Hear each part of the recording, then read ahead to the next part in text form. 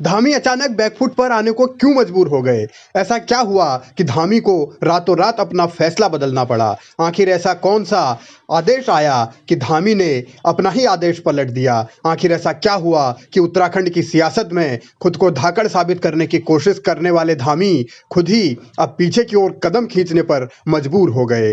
धामी जिस तरीके से अपने विरोधियों को, यानी कि पार्टी के भीतर अपने विरोधियों को जवाब देने की कोशिश कर रहे हैं, उसी कोशिश में उन्हें करारा झटका आखिर क्यों लग गया? ऐसा क्या हुआ कि त्रिवेंद्र रावत वाले मामले में धामी को एक का एक अपनी जो रणनीति है उस रणनीति में बदलाव करना पड़ा? त्रिवेंद्र रावत अचानक दिल्ली दौड़े थे और उस दिल्ली दौड़ के बाद जिस तरीके के हालात बदले, समीकरण बदले, तो फिर धामी को अपने दोस्त उमेश कुमार को बचाने के लिए जो उन्होंने कदम उठाया था वो कदम ही पीछे खींचना पड़ा। यानी कि जो नैनीताल हाईकोर्ट ने त्रिवेंद्र सिंह रावत की सीबीआई जांच की बात कही थी, आदेश दिया था और उमेश कुमार के खिलाफ राजद्रोह का केस ना चलाने का आदेश दिया था, उसके खिलाफ त्रिवेंद्र रावत और तत्कालीन उत्तराखंड सरकार ने सुप्रीम कोर्ट में अर्जी दी थी। उसी अर्जी को सरकार वापस लेना चाहती थी धामी की, लेकिन अब जब दबाव बढ़ा तो फिर धामी को वो फैसला भी बदलना पड़ा। यानी कि एसएलपी अब उत्तराखंड की धामी सरकार वापस नहीं लेगी।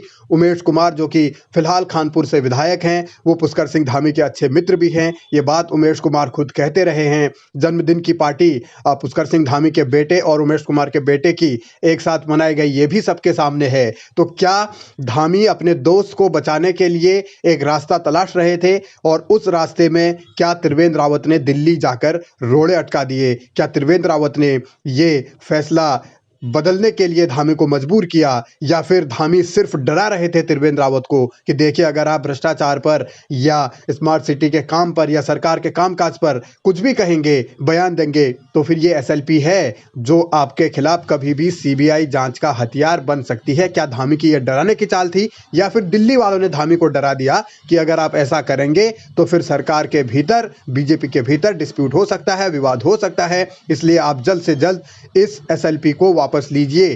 तो ये बीजेपी की एक अंदरूनी राजनीति है जिसका जवाब या तो धामी के पास है या फिर दिल्ली दरबार के पास है। लेकिन इतना तो साफ है कि उत्तराखंड बीजेपी के हालात सामान्य नहीं है, बीजेपी में सब कुछ ठीक नहीं है, एक दूसरे को दबाने की कोशिश लगातार हो रही है। किस तरीके से एक दूसरे नेता को नीचा दिखाया जाए इसकी कोशिशें हो रही हैं। त्रिवेंद्र रावत और तीरथ रावत ने भ्रष्टाचार को लेकर बयान दिया तो फिर धामी ने जो एसएलपी वाला हथियार निकाला उससे खलबली मची बीजेपी में, और खासतौर पर त्रिवेंद्र खेमे में तो बहुत ज़्यादा नाराज़गी थी। और अब यही माना जा रहा है कि त्रिवेंद्र की नाराज़गी के बाद दिल्ली दरबार की ओर से आदेश आया है, जिसकी वजह से ही धामी को अपने कदम पीछे खींचने पड़े और एसएलपी उन्हें वापस लेने वाली जो अर्जी उनकी थी उसको भी खारिज करना पड़ा। अब उत्तराखंड की सरकार एसएलपी वापस नहीं लेगी, लेकिन यह सियासी लड़ाई अभी जारी रहेगी, इतना तय है।